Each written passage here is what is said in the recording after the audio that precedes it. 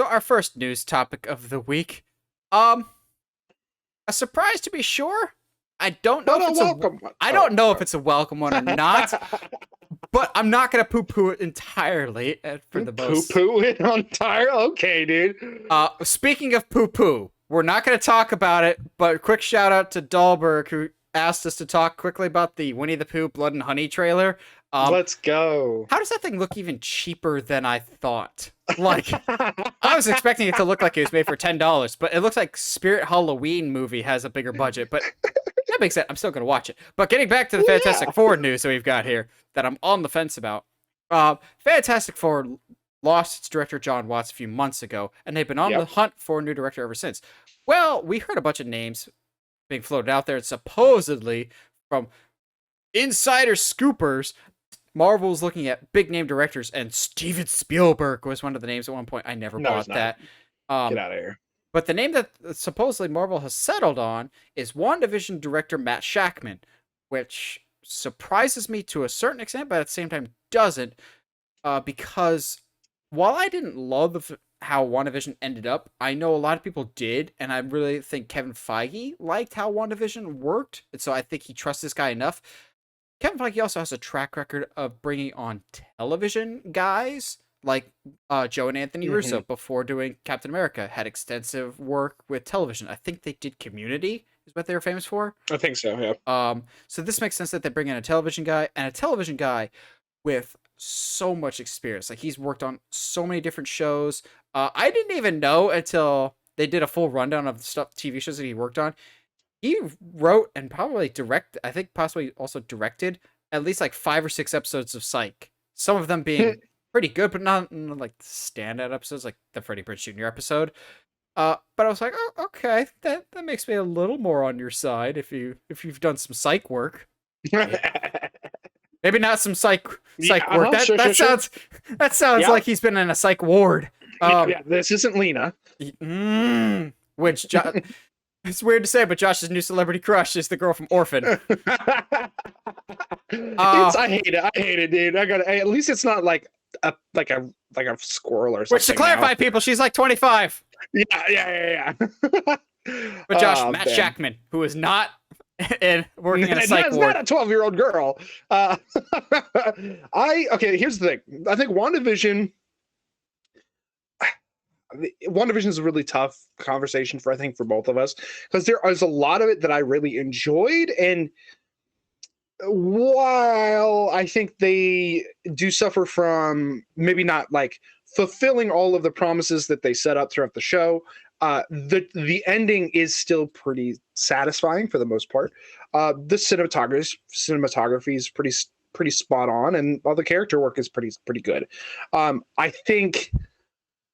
I mean, I don't really think it's that big of a stretch to have him do this, and I'm not necessarily nervous about it. I'm not, being like, yeah, absolutely, let's do this, let's get in there. But I mean, if you're gonna go with the director, like he's a pretty solid choice, I think. I don't necessarily think that there's any glaring downsides. Yeah, I think I'm with you. I don't hate it.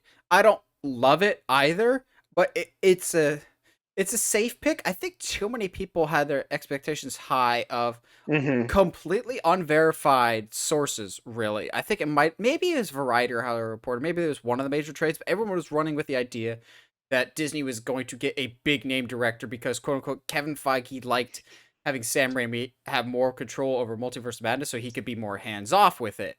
Um, Maybe he's gonna be hands off with. I highly doubt Kevin Feige's gonna be hands off with Fantastic Four. If there's one that he's gonna micromanage the heck out of because he knows he's gotta make it work, it's Fantastic Four.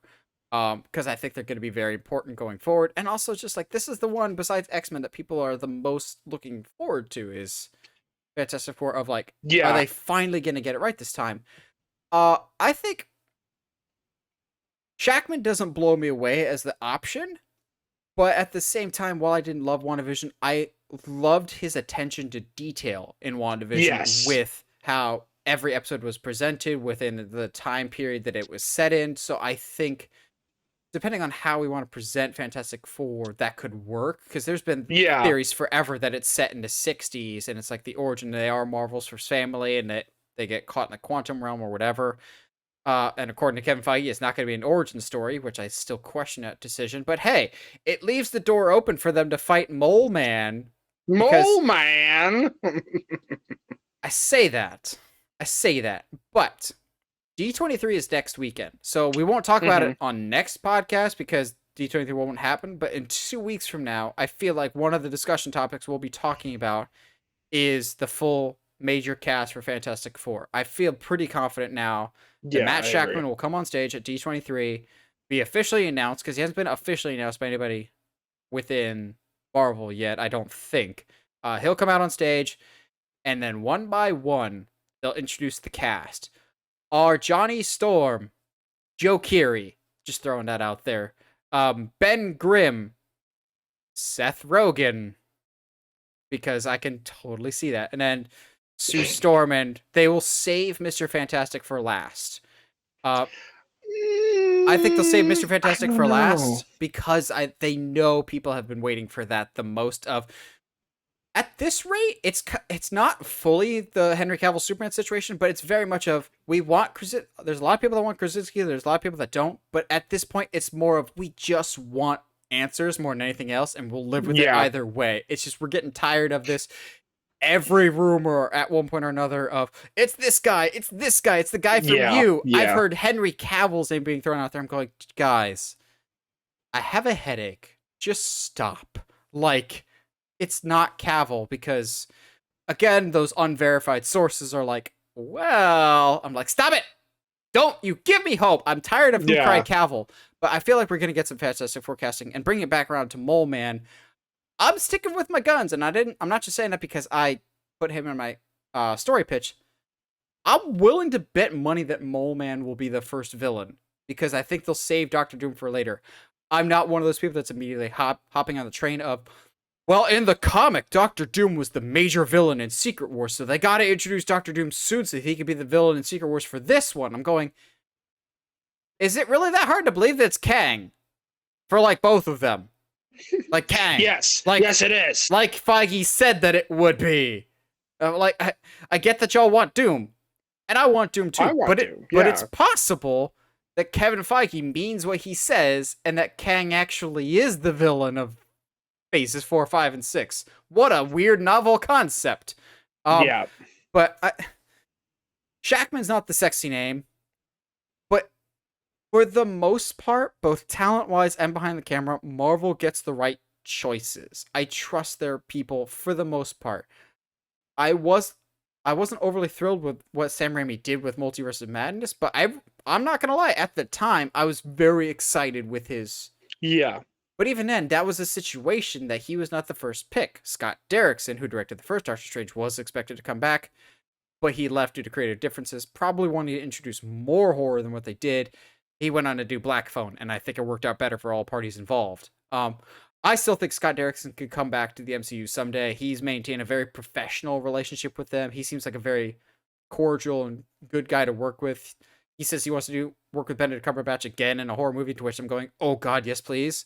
Shakman, he's a safe pick, but which I think that's kind of what the MCU is becoming right now, is they're kind of going with the safe picks. But D23, who knows? They could have some major surprises that they're taking some big swings at D23.